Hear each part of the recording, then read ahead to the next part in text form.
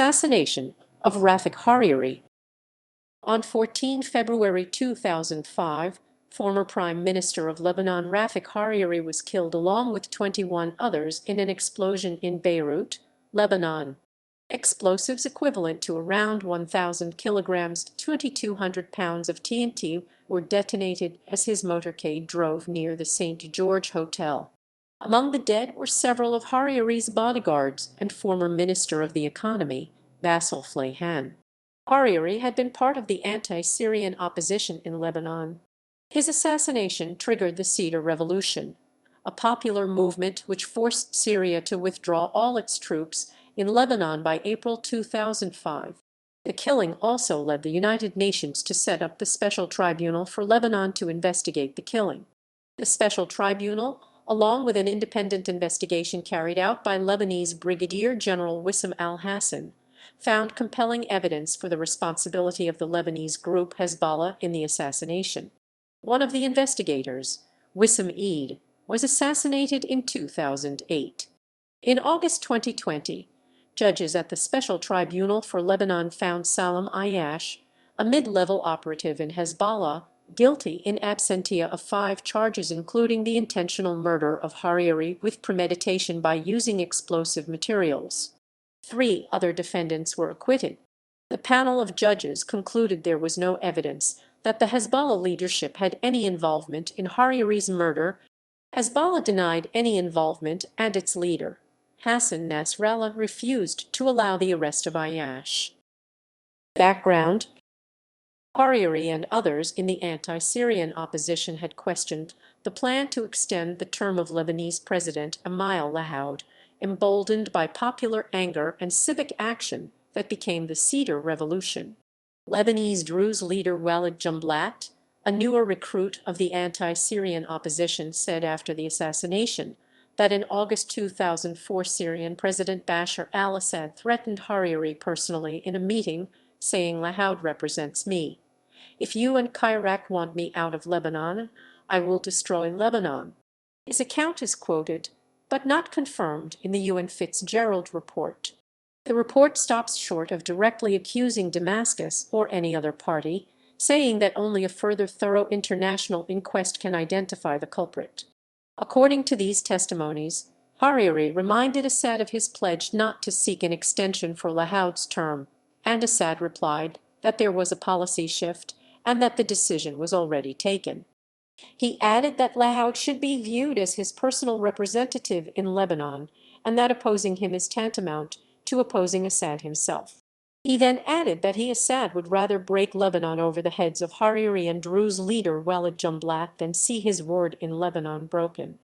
According to the testimonies, Assad then threatened both longtime allies Hariri and Jumblat with physical harm if they opposed the extension for Lahoud. The meeting reportedly lasted for 10 minutes and was the last time Hariri met with Assad. After that meeting, Hariri told his supporters that they had no other option but to support the extension for Lahoud. The mission has also received accounts of further threats made to Hariri by security officials in case he abstained from voting in favor of the extension or even thought of leaving the country. Irish journalist Laura Marlowe also reported that Hariri told her he had been threatened by Assad. In an interview with Der Spiegel, President Assad said, "I never threatened him, and no Syrian intelligence officer has ever pointed a gun to his head." On 2 September 2004, the UN adopted United Nations Security Council Resolution 1559, which called for Syria to end its 29-year occupation of Lebanon. Assassination. On the morning of 14 February, Hariri visited Parliament and then the Café de l'Étoile for about 20 minutes. He left the café in a 6-car convoy and followed a route that was kept secret until the very last minute. 6.5 minutes after leaving the café, as the convoy neared the St. George Hotel on the Corniche, a truck bomb exploded, destroying the convoy. The blast left a crater 30 feet wide in the Corniche. A total of 22 people, including Hariri, were killed, and 220 more were injured. Dozens of cars were set on fire. Several buildings were knocked down, and windows were blown out on many more. Hariri was buried along with the bodyguards who died in the bombing in a location near Mohammed Al-Amin Mosque. A videotape found hanging from a tree claimed responsibility for the blast by the Nusra and Jihad group in Greater Syria. No such group had been heard from before. A tape aired by Al Jazeera showed a bearded man, believed to be a Palestinian named Ahmad Abu Aidaz, claiming the attack. Aidaz's home was raided, but he remains missing. A 2012 UN report on the murder speculated he may have been the suicide bomber, but also quotes a witness who said Aidaz had nothing to do with the bombing. A 2015 report by the New York Times states that DNA evidence shows Aidaz was not the bomber, but had been lured into making the video in order to cast blame on the Sunnis, and was then probably killed. The UN report determined that the bomb had been placed in a white Mitsubishi Canter truck, based on CCTV footage from a nearby HSBC bank. It was likely detonated by a suicide bomber in the vehicle, which would have evaded the electronic jamming devices of Hariri's convoy. Investigators determined that the Mitsubishi truck had been stolen from Sagamihara, Japan on 12 October 2004. Investigation. On 7 April 2005, the United Nations Security Council unanimously adopted Resolution 1595 to send an investigative team to look into Hariri's assassination. The team, led by German Judge Detlev Melis, presented its initial findings in the so-called Melis Report to the Security Council on 20 October 2005. The report implicated Syrian and Lebanese officials, with special focus on Syria's military intelligence chief and Syrian President Bashar al-Assad's brother-in-law, Assef Shaukat. In the wake of the report, United States President George W. Bush called for a special meeting of the UN to be convened to discuss international response as quickly as possible to deal with this very serious matter. Meanwhile, Detlev Melis asked for more time to investigate all the leads. Lebanese politicians asked to extend the investigative team's duration and charter to include assassinations of other prominent anti-Syrian Lebanese figures around that time, such as the journalist Samir Kassir, killed by a car bomb in June 2005, and Jebrin Touni, also killed by a car bomb in December 2005. A second report, submitted on 10 December 2005, upheld the conclusions from the first report. On 11 January 2006, Melis was replaced by the Belgian jurist Serge Brouwerts. The Lebanese government agreed to this inquiry, though calling for the full participation, not supremacy, of its own agencies and the respect of Lebanese sovereignty. The UN Security Council voted unanimously to demand full Syrian cooperation with UN investigators in the matter, and Brouwerts' last two reports praised Syria's full cooperation. On 30 August 2005, four pro-Syrian Lebanese generals, some of whom had promoted the false Abu Aidaz theory, were subsequently arrested under suspicion of conspiracy to commit murder. They were detained without charge by Lebanese authorities for 4 years and released by the STL when it took over the investigation in 2009. Mustafa Hamdan, former head of the Lebanese Presidential Guard Brigade, Jamal al-Sayed, former Director General of Security General Ali al-Hajj, Director General of the Lebanese Internal Security Forces, and Raymond Azar, the former Director of the Military Intelligence, were released upon an order from the STL pre-trial judge at the request of the In making the request, the prosecutor had considered inconsistencies in the statements of key witnesses and of a lack of corroborative evidence to support these statements. Syrian Minister of Interior Ghazi Canaan was interviewed in September 2005 by Detlev Melis' team as a witness in the assassination. Canaan denied any involvement in the assassination. On 12 October, Canaan was found dead with a gunshot wound to the head in his Damascus office. The Syrian government said it was a suicide, though others claimed it was murder to sever the link between Hariri's death and the regime.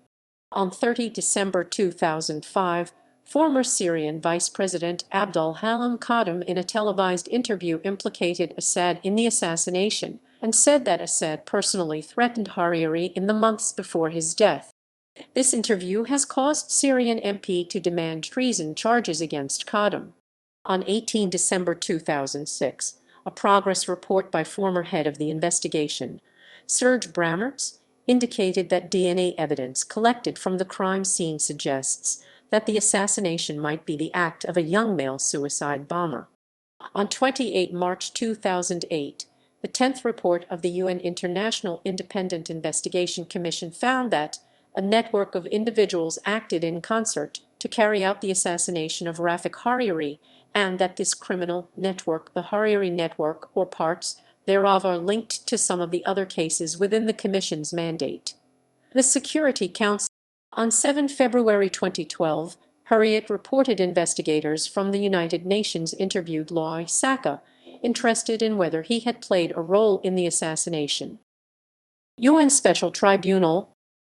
The government of Lebanon and United Nations agreed to establish a special tribunal for Lebanon in 2007, signing the agreement on 23 January 2007 and 6 February 2007, respectively. When the agreement was sent to the Lebanese parliament for ratification, however, the speaker refused to convene parliament to vote on it. Upon request from a majority of members of the Lebanese parliament and the prime minister, the United Nations Security Council adopted Resolution 1757 implementing the agreement. For reasons of security, administrative efficiency and fairness, the tribunal has its seat outside Lebanon in Leidschendam, on the outskirts of The Hague, the Netherlands. The premises of the tribunal is the former headquarters of the Dutch General Intelligence and Security Service Algemeen Inlichtingen en Veiligheidsdienst, or AVD. The Netherlands originally agreed to host the tribunal on 21 December 2007. The court opened on 1 March 2009. The tribunal is the first international court to prosecute terrorism as a distinct crime. On 29 April 2009, following a request of prosecutor Daniel Bellemare, the pre-trial judge determined that the 4 suspects arrested during the investigation could not be considered as either suspects or accused persons in the proceedings pending before the tribunal, and ordered their unconditional release. The detained persons were General Jamal Al-Sayed, head of General Security, General Ali Al-Hajj, chief of Internal Security Forces, the Lebanese Police Force, Brigadier General Raymond Azar, head of Army Intelligence, and Brigadier General Mustafa Hamdan, head of the Presidential Guard. Considered as Syria's main rule-enforcing agents at the time, they spent nearly 3 years and 8 months in detention after Lebanese authorities arrested them on 1 September 2005, and during that period no charges were ever pressed against them. Their release came amidst a tense political atmosphere in Lebanon due to the officially admitted heavy politicization of the affair. Several anti-Syrian political figures have stated that we still consider them as guilty. On 30 June 2011, Haaretz reported that the tribunal had submitted to Lebanon's Prosecutor General indictments of 4 Lebanese Hezbollah members and a foreigner. The indictments were served by representatives of the International Court of Justice at The Hague. One of the special tribunal's leading figures was Lebanese Brigadier General Wissam Al-Hassan. On 19 October 2012, Al-Hassan was assassinated in a car explosion in the Atrafi district of Beirut. Prosecutor V. Ayyash et al. Began on 16 January 2014 with an opening statement from the prosecution. Salim Ayyash, Hassan Habib Murhai, Hassan Hassan Wanasi, and Saad Hassan Sabra were on trial in absentia, as it was determined they had absconded and did not wish to participate in the trial. On 18 August 2020, the Special Tribunal for Lebanon found Salim Ayyash, a mid-level operative in Hezbollah, guilty in absentia of 5 charges, including the intentional murder of Hariri with premeditation by using explosive materials. 3 other defendants were acquitted. The panel of judges concluded there was no evidence that the Hezbollah leadership had any involvement in Hariri's murder. Hezbollah denied any involvement, and its leader, Hassan Nasrallah, refused to allow the arrest of Ayyash. This was in spite of the fact that already by 2015 the tribunal, based on earlier work by Lebanese police Captain Wissam Eid, who was assassinated in 2008, had uncovered 5 groups of cell phones involving scores of operatives. The only operatives whom the tribunal was able to identify were Ayyash, the leader of Hezbollah's Jabr Force unit, High commander of Hezbollah's special forces in Lebanon, Wanasi, according to the prosecutors, the man who lured Aidis into making the fake claim of responsibility, Sabra, and Mustafa Badruddin, a military leader of Hezbollah who was assassinated in 2016. In March 2021, the United States has offered a $10 million reward for providing information about Salim Ayyash, fugitive Hezbollah suspect convicted over Hariri's assassination. Hezbollah. In August 2010, in response to notification that the UN tribunal would indict some Hezbollah members, the Secretary General of Hezbollah, Hassan, he went on to say that in 1996 Hezbollah apprehended an agent working for Israel by the name of Ahmed Nasrallah, no relation to Hassan Nasrallah, who allegedly contacted Hariri's security detail and told them. Hariri then contacted Hezbollah and advised them of the situation. Saad Hariri, Rafic Hariri's son, who has also served as PM of Lebanon, responded that the UN should investigate these claims. Aftermath. Hariri was well regarded among international leaders. For example, he was a close friend of French President Jacques Chirac. Few felt he was a threat due to his ties with the EU and the West. Chirac was one of the first foreign dignitaries to offer condolences to Hariri's widow in person at her home in Beirut. The Special Tribunal for Lebanon was also created at his instigation. Following Hariri's death, there were several other bombings and assassinations against anti-Syrian figures.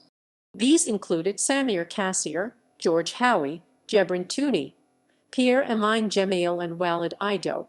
Assassination attempts were made on Ilyas Mir Mechadiak and Samir Shahid, who was investigating Hariri's death.